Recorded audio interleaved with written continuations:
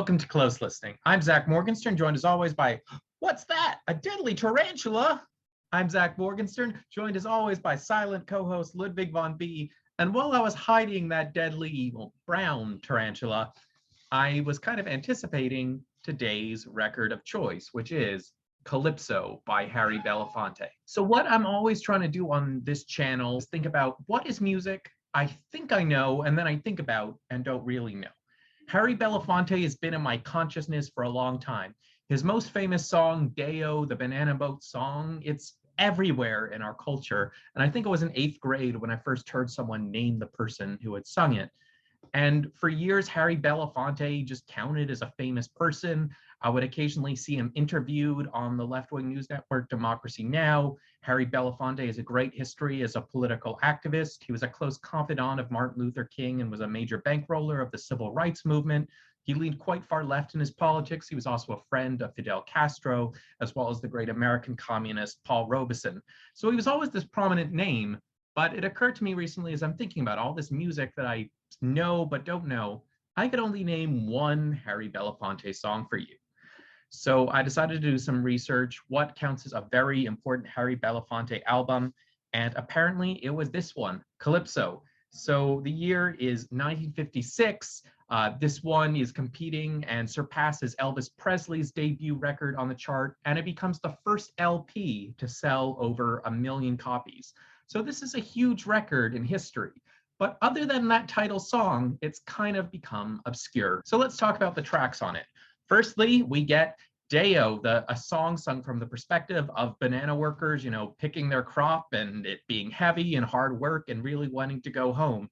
And of course, because they're singing about bananas, it kind of just passes for a tropical song. But what it is, unsurprisingly, coming from this man who was a communist, or at least a communist sympathizer, is a protest song.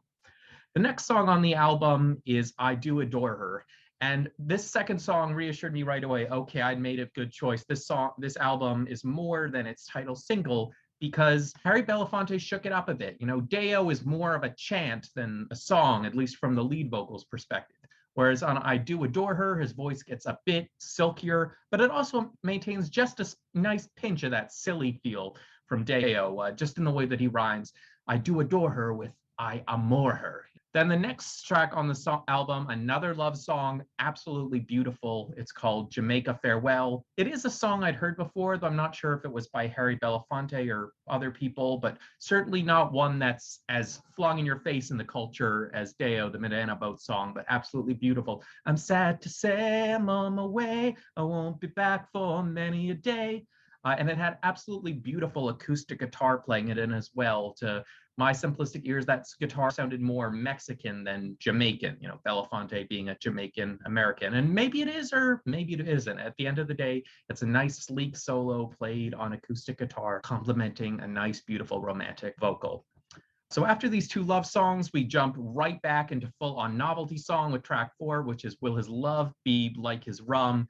This song is characterized by these over-the-top backup singing, both male and female, in a style that sounds almost choral. It has a vintage feel to it, the kind of thing you might see in maybe a live-action Disney movie from the period. It's campy. It has a sort of flute or whistle sound reminding you that you're on the seas, and it's just pure camp, and it's pure wonderful. That silly feel is continued on track 5, Dolly Dawn, and it opens with Belafonte using a cartoonish voice and saying, pretty, pretty Dolly. And then beyond that, what I really noticed with this song, and in fairness had been going on throughout the record, certainly with Deo and I Do Adore Her, is how quiet the instrumentation is in the mix. A lot of music that might not work great, but something about Belafonte's voice is just so colorful. It doesn't matter that the rest of the record is almost underproduced, when it is on some tracks. On other tracks, there's plenty of production. But I guess the point is, it's interesting how much life he brings into what can be very quiet drums and very faint guitar for instrumentation. Track 6 is called Starro, and it's a reprise of Deo, I guess representing the idea that,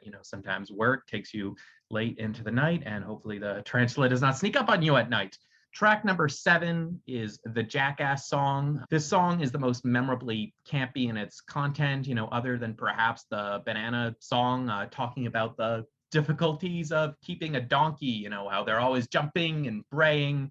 And lyrically, it's kind of similar to Tie Me Kangaroo Down, except it's with a donkey and has more of a Caribbean feel to it. Track number 8 is called Hosanna. This is another song that uses that big backup sort of choral sound, giving it that kitschy, over the top musical feel. And it's a sort of worker song in its own right, or a poor man's song about having to build your house from scratch. Track number 9 is another love song. It's called Come Back Liza. But again, something about Belafonte's intonation gives it a sort of fun or silly feel rather than a serious heartbreak song. The way the chorus goes, wipe the tear from my eye, water come to my eye, like that emphasis on I makes it not so much a love song from the heart, but just a way of channeling a mood into something that's more fun than sad. Track 10 is Brown Skin Girl.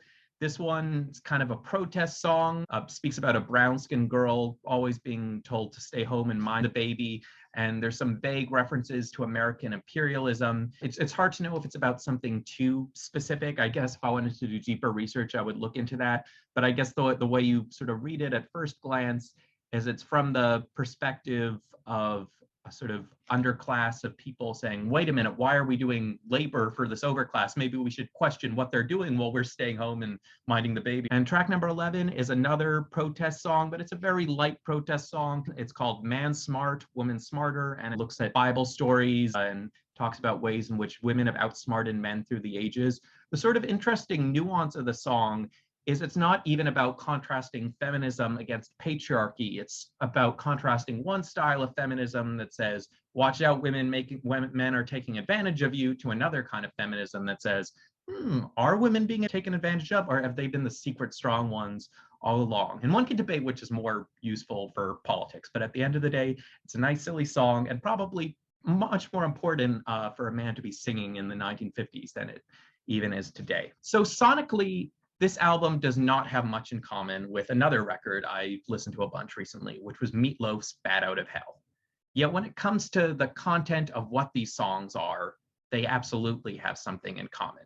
For those familiar with Meat Loaf, he rarely sings a song that's just a 3-minute song about a simple feeling. It's always some epic thing of rock opera proportions, usually written by Jim Steinman, often with gimmicks or silly lyrics. In short, Meat Loaf is one of the few singers of the rock era who made his career off of novelty songs. And what really stands about this record, which came out 20 years before Bat Out of Hell, is that it's also full of novelty songs. And just like Meat Loaf is a rarity in the music industry, it feels like Belafonte's style, what makes him so great, has also made it a bit hard for, more than one of his songs to persist through the ages. It feels like these days, virtually every song has to be a love song, or at least some sort of mystical poetry about struggling in life.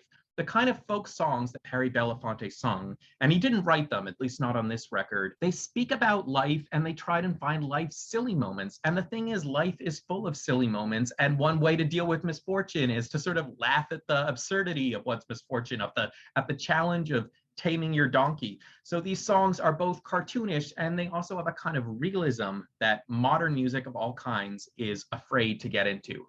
So these songs, they have different feels to them. Belafonte's voice is either fun, beautiful, or both, depending on the track. And it's one of these few great, iconic records that isn't just always trying to be romantic or moody, or when it's singing protest songs, always somber. This is a man, and he's still around, who embraced the beauty of what is now called the novelty song. Though I'm not sure if he thought about it that way in his time. What he was doing was singing essentially folk music. And it's a shame that even folk as a genre has narrowed in its subject matter and been afraid to embrace the realism of silliness. But that is why Harry Belafonte's Calypso is such a great classic record, and you should absolutely give it a try. I'm Zach Morgenstern. This is Ludwig von B. See you next time.